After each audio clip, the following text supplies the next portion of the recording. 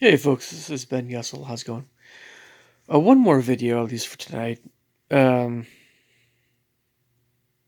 and I know I've talked about a lot about this before, of course, but um, anyway, I just saw a video, and it was from 2013, from a guy, I think the University of California, one of the locations at least, talking a lot about our outdated USDA guidelines over time. And they are outdated, indeed. And I was watching this, I was reading the comments, and everybody was saying the same thing. He's just, he's just off. He's talking about, crap and things. Well, yeah, you know,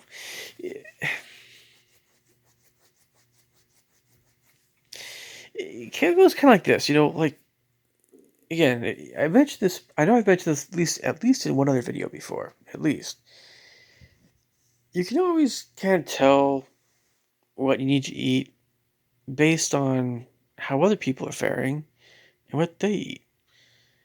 And um, so, for instance, how are the Africans doing? And it's not just what they eat; it's like activity levels and stuff. Well, uh, Africa's one continent where they could use some more food, I think. But um, some places people don't get enough protein, so they get that belly that's not from being chubby; it's the belly from not having enough protein. But in Africa, people need those the grains they have down there. The grains they have down there are not really so much the glutinous type. They're healthier grains. So a lot of the African diet, both West and East Africa, is very grain based. It's grain based, starch based from the yams, things cassava, and they might have some other stuff like a little bit of fruit in there, a little bit of I don't know, eggs, fish, chicken, but it is largely a starchy grain base. They they're pretty active, so it works out okay. If you go to I don't know the Middle East, people are eating dates and olives. No, olives are more Mediterranean, but you know, some lamb, some hummus, some dates, some I don't know, camel, goat's milk, goats, whatever. You know, some herbs and spices, a lot of food from like Iran and India and stuff. Mint and cinnamon. In Israel, they're eating breads and honey, fish, lamb, chicken, grapes. India, they're having a lot of rice, uh, lentils, right? Yeah, rice, lentils, some eggs and spices and stuff, and a little bit of chicken, a little bit of fish, and shrimp and stuff.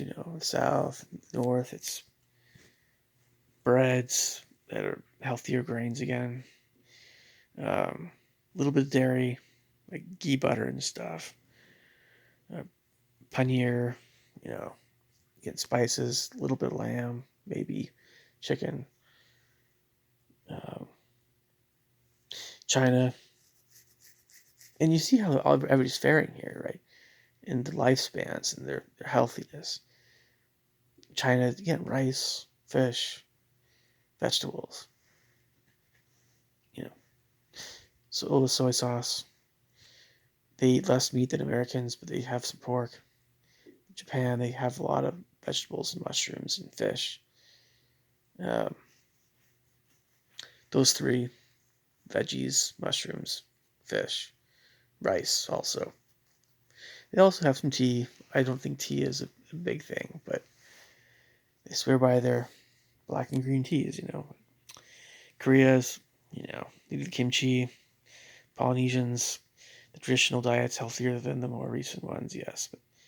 But the breadfruit, the taro root, that's good stuff, man. It's good for you. In Europe, you know, the healthier foods from Europe are berries and fish in the north. And they have all kinds of good stuff in the south, the salad greens, the oranges, and the lemons, limes, and again, the grapes, the olives, the shrimp, and the anchovies. It's all very healthy stuff. They have the meat and the fish, poultry, and eggs. And they might have more glutinous grains, which I think is not the greatest thing, but the French know how to do it, at least, I think. And the Germans have, like the Turks, everybody, they have the healthier breads. They're whole grain and stuff. Pumpernickel's healthier than just, you know. And so on and so forth. Latin America with all the beans and stuff, and all the squashes and traditional stuff, which I know a lot of Mexicans are getting into the fattier stuff. And so you can look at all these different places in the world and how they eat, at least historically. And you can say, you know, and we have so much of history to look at, and how people have fared, and how do we do when we get really sedentary? Well, not super hot, right? Yeah. So I wanted to tie this all back to my train of thought here. When I go to different stores, I go to different grocery stores. Trust me, folks. I unless it's a store I have not been to, and believe me, I don't know. I'm very familiar with the stores that I go to. I've been going to them for a while. It was quite a while back when I tried Sprouts for the first time, and Sprouts is actually pretty good.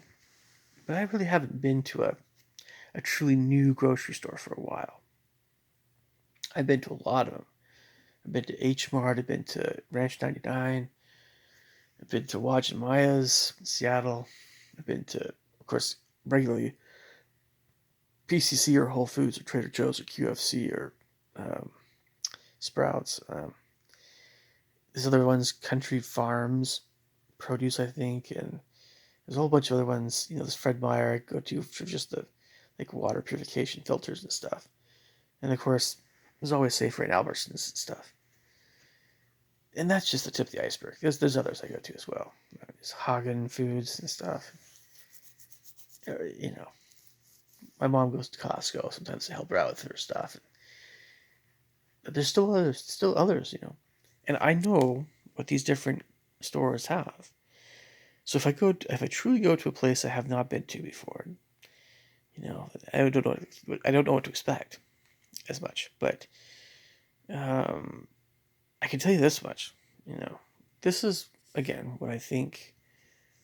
At least those of us in the United States um, should have on our lists in general. And like everything, you're gonna have to just kind of say, well, this is what I like, or this is there's some things going on with my health why I'm doing certain things. Okay, all right. But just hear me out if you can. Got it this far. So as you know, everything that we eat has an effect on our health. Everything. Everything. And also sleeping, how much we sleep, how regularly we sleep, exercise, our other areas of life, happiness and that things. It all affects our health. Everything. Everything. And we still, there's a lot of things we don't understand yet. Okay. So, right, just across the board from after your baby, because babies need their mother's milk. But want to get to the toddler stage, whatever. When you're weaned, I'm not saying no to milk. Probably a good idea to get the grass-fed stuff. I'm just saying It's water. It's, herbal tea for adults and teens. Herbal tea, not the other stuff. Herbal tea. And healthy, grass-fed whole milk. If you want to splurge a bit, if you have to get the conventional stuff, it's just not going to be as healthy. I don't recommend it to anyone. Water, water and herbal tea, and that's the end. The milk, I understand the grass-fed stuff is expensive, but if you really think you need it, okay. But it's water, and we should have some way of purifying it, because yes, it's true that there are things in water that are good for us, like the naturally occurring minerals, but there's a lot of stuff that we don't want that's also in tap water. Again, depending on where you live in the United States, or this is a worldwide thing, it's a little different to where you're living, but it's water, folks. We need to be drinking water. Water, water, water, water, water. Some herbal tea. Occasionally other things. Fruit juice is not going to cut it anymore. Unless it's like, a little bit of pomegranate juice. Or maybe some blueberry juice. But it has to be a lower sugar type of fruit juice. Orange juice won't cut it, Just a little bit of it, folks. It's so easy to go overdo it. It's so easy.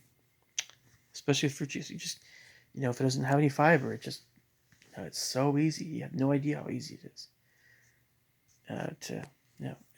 Soda, same deal. Stevia is the way to go. So, water, water, water, water. And that doesn't need to be on your groceries list, but you should have some kind of water filter using. So get water filters on occasion. So this is like really the number one thing to put on there is some kind of green vegetable. That's like a fresh thing, unless you can't have raw vegetables. In fact, the first two or three things on your grocery list should be vegetables of the type of, we'll say salad vegetables, salad veggies. So like, lettuce, carrots, celery. Boom. Across the board. Just do it. Your body will thank you for it. Why is that important? Why is salad important? Well, because for one, we need fiber. Two, we need we need to eat foods that are have a lot of nutrients in them that don't have a lot of calories, and those kinds of vegetables satisfy that. And they have, if they're raw, they're fresh, they have active bioflavonoids, phytonutrients. They're very, very bioavailable. They're very absorbable by the body, and they have more of a natural vitamin C, vitamin A, nutrient profile. But again, they have a lot of things that are good for our eyes, good for our skin, all that kind of stuff. Okay, so at least one, but hopefully a few more as well. Certainly, you can add a few more. Second big thing,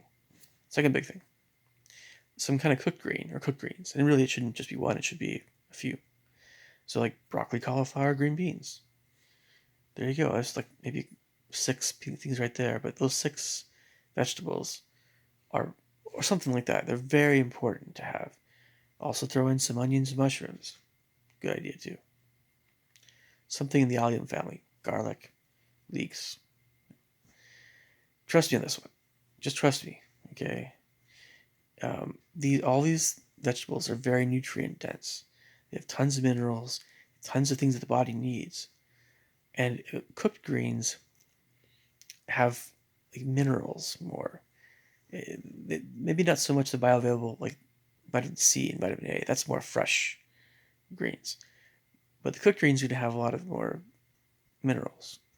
If you cook spinach, it's going to have more of a mineral kind of thing about it. Whereas if it's fresh spinach, you're going to get more of the vitamin A, the vitamins. I don't know.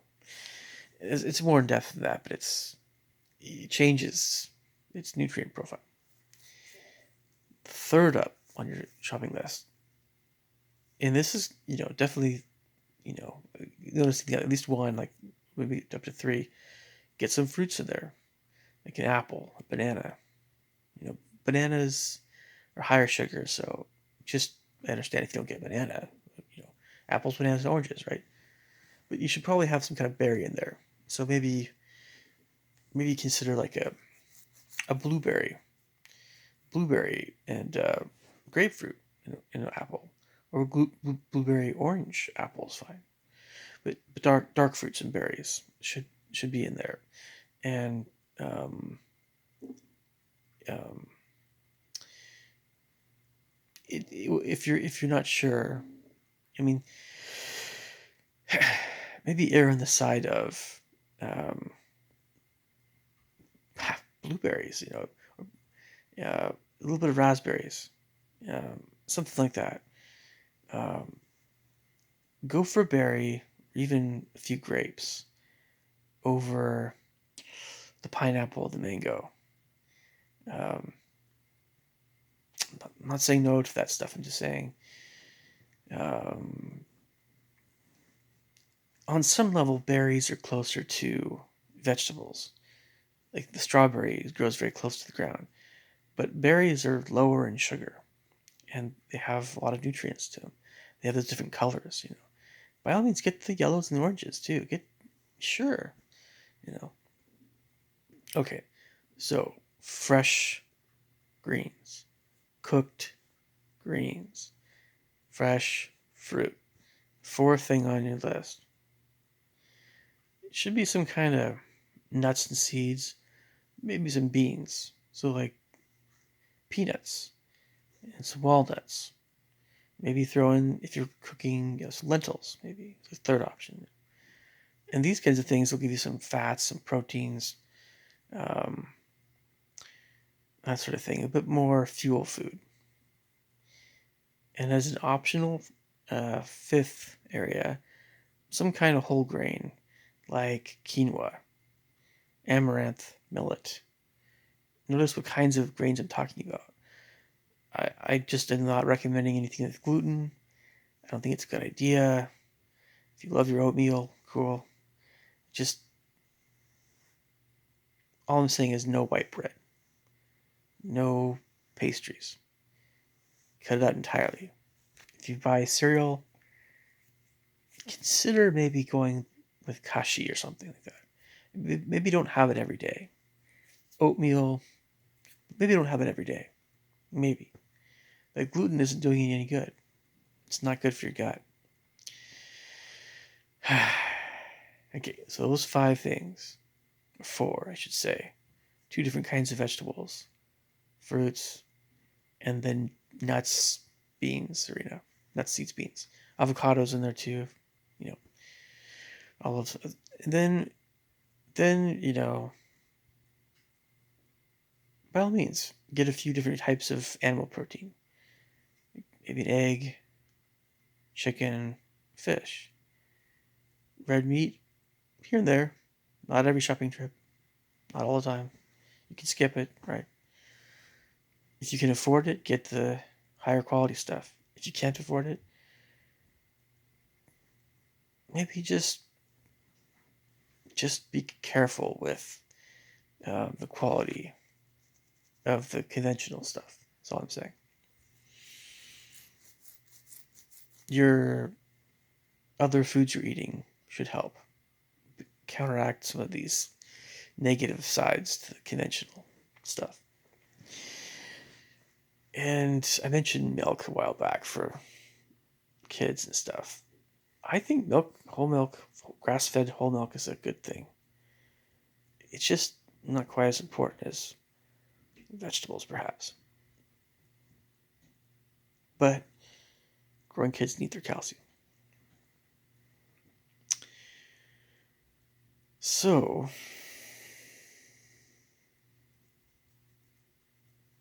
we made it pretty far so far, right?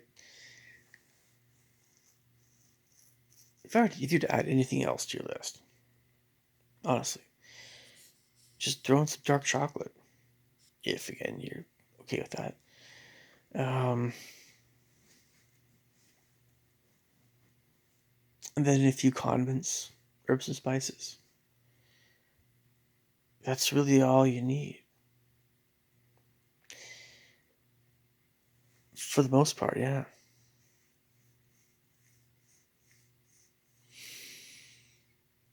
You don't. I know, like for instance, my mom loves crackers. She loves to buy crackers. That's one of her things she likes to do. And my mom eats so healthy. She's in so many respects she's healthier than I am. So, you know, I just definitely, mom, buy crackers. That's just fine, you know. But my mom, I think over time has kind of changed in her cracker buying habits. And she never really overate them anyway. She always had them in soups and stuff.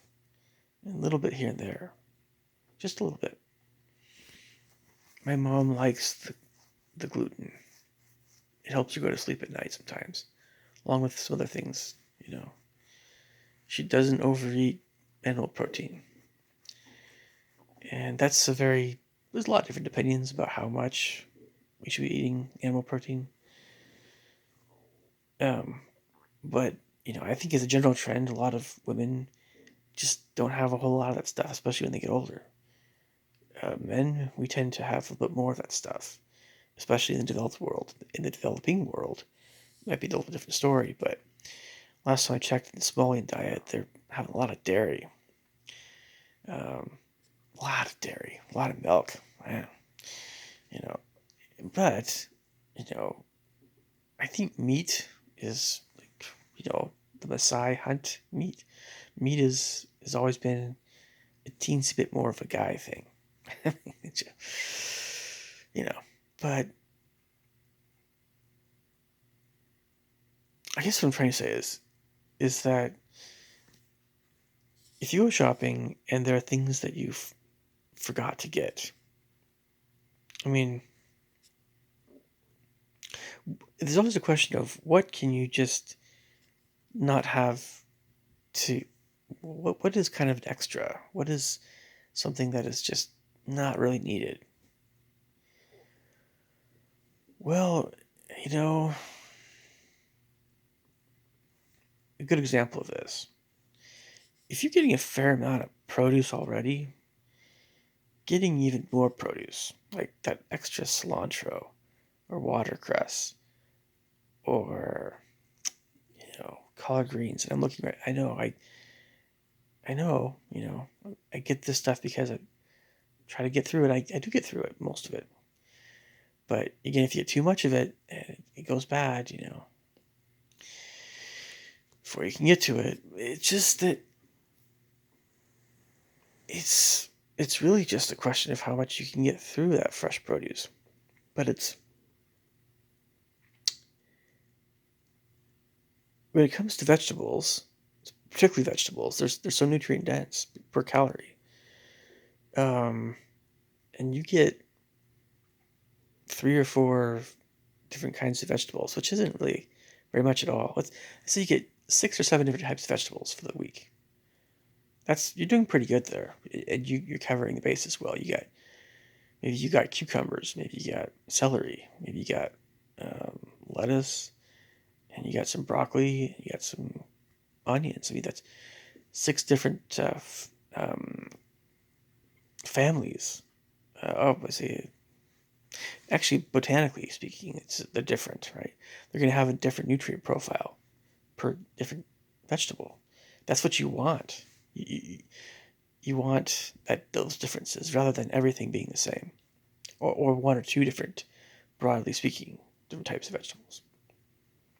You don't want to get artichoke, lettuce, sunflower. Well, sunflower seeds are a little different, but maybe that's not the best example.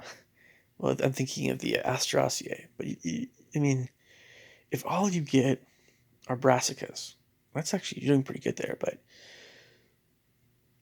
you're leaving out Apiaceae of the carrot celery family, and leaving out the lettuce family, and the chenopod's you're just leaving out spinach and whatever.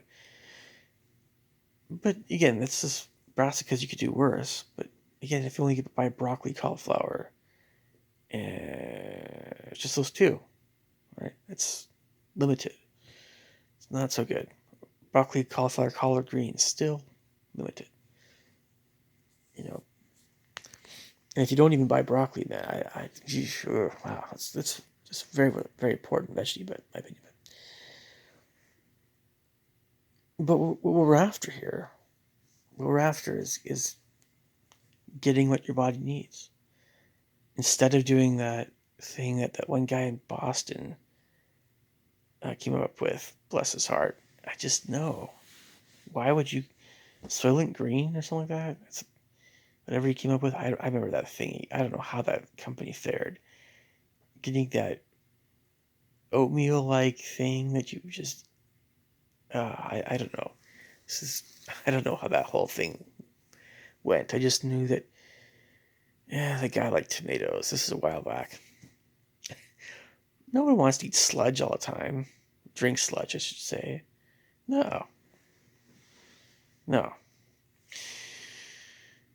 But we wonder what is just not really vital.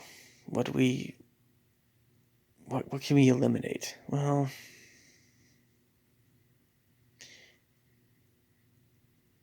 again, it's just like, can you eat it in time? When it comes to vegetables, it's really more that, can you eat it in time? Because all these vegetables are good for you. They're all good for you. We can always eliminate things that aren't as healthy. And sometimes that's not always easy to know. It's not, if we're talking about whole foods, it's really a question of watching the sugar, right? It's probably not a good idea to buy a dozen different types of fruits. Now, if you bought like a lot of different kinds of berries for the entire family, like 6 or 7 types of berries, and then you got pomegranates, apples, um, lemons, limes, and grapefruit, and persimmon, you're probably doing okay. But super sweet fruits, which I love, you just go to town on them. Like I remember making some of the best fruit salads for family get-togethers. They're so good, but they were like my daily sugar needs, the daily carb needs for the day, right? Like we're talking mandarin oranges and bananas and mango and pineapple plus the berries plus kiwi fruit and strawberries, and oh, it was so good, so good. Yeah, okay. Not to mention, it's like probably I don't know orange juice in there or something. I don't know. So, um, but even beyond that, it's gonna be stuff like, unfortunately, like the sweets, the ice cream, the fruit juice, and the soda. It's gonna have to go. Just cut it out. Just not needed. You know, if you're gonna eliminate stuff, keep it simple, kind of thing. Um, it does come down to, what do you know you're gonna eat before it goes bad? It does come down to, um, sometimes what's convenient. It's always hardest. It's always hardest to get to that salad, because when you've had a tough day, it just takes a lot of energy to get to those vegetables. You're not going to want to eat that salad, but maybe it's easier to cook up some greens. Maybe. But that's why you want your salads to be tastier.